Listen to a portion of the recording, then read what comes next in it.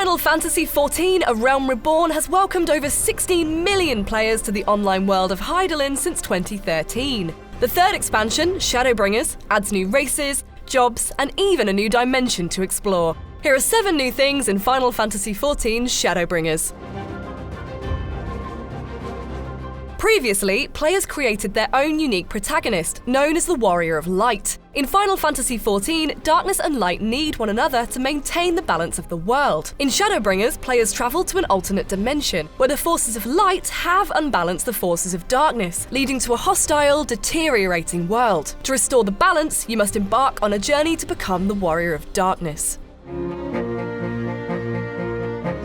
Shadowbringers ventures beyond the world of HROTHGAR to an alternate dimension called the First. Players explore a region called Norvrand, a parallel version of Eorzea, the region Final Fantasy XIV's story has been set in up until now. There are 2 major cities, Yulmore and the Crystarium, which serve as hubs throughout the main questline. There's also new areas to venture into. Rak'tika is a ruined civilization in a millennia-old forest, Lakeland is a great expanse of water originally inhabited by elves, and Ilmeg is an enchanted land hidden in the mountains.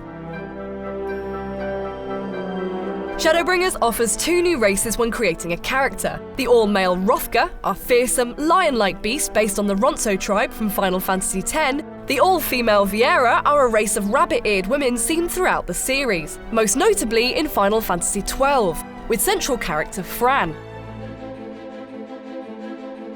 Jobs are specialized roles offering characters new skills and varying playstyles. Each job is classified as one of 3 main combat roles: DPS, the high damage dealers specializing in long range or close combat; tanks, tough defenders who soak up damage and draw enemy focus away from the other party members; and healers, who help keep the party alive. Shadowbringers introduces 2 new jobs: Dancer, a DPS who can heavily damage enemies and buff teammates, and Gunbreaker, a tank who uses protection spells to boost a team's defenses, and a gunblade to damage enemies at close range. A new update coinciding with the launch of Shadowbringers also tweaks many of the existing jobs to better define the roles they fit into, removing excess skills and adding new ones. For example, healers like astrologers and scholars get additional skills to help them focus on healing the party, but at the expense of the protect skill. Summoners can now summon a phoenix during combat, while the machinist has been completely changed to make it more accessible, and can now deploy a robot to aid them in battle.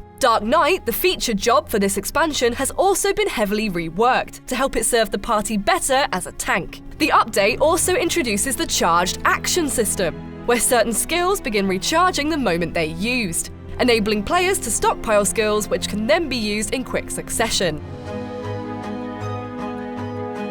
The new expansion lets players revisit story quests from the main game at their current level, with all the gear and skills they've acquired, which is great for anyone who purchased level boosts to catch up with their friends and missed out on parts of the storyline.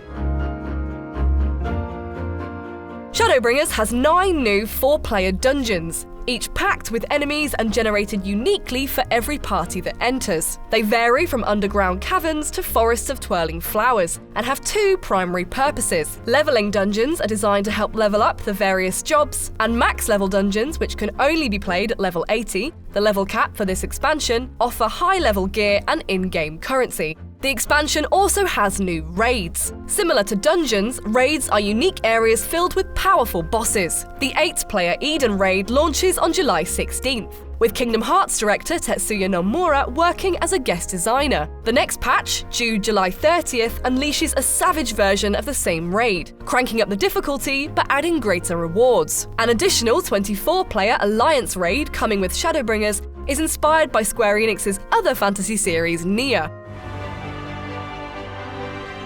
One of Shadowbringers' most exciting new features is the Trust system, which lets players team up with familiar NPCs to dive into a leveling dungeon without seeking out randoms or waiting for their friends to come online, and therefore offering a more fleshed-out single-player experience. Shadowbringers is in early access now and launches officially on the 2nd of July. Check out all the high-level armor and weapons from the Shadowbringers demo here on IGN.